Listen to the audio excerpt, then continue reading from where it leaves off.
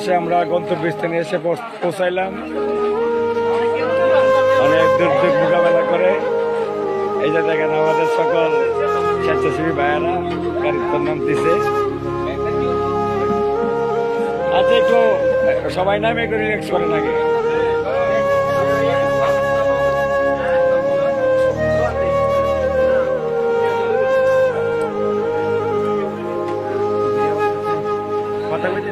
ইয়ে শেষ কি কয়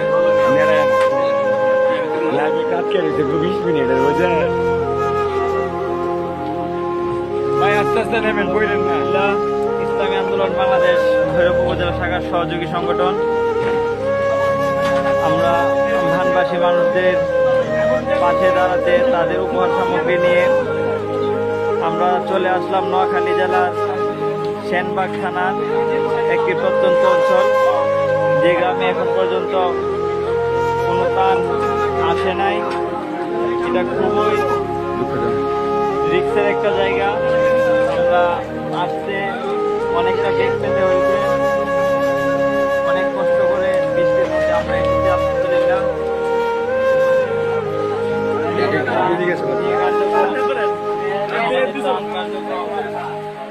এই যে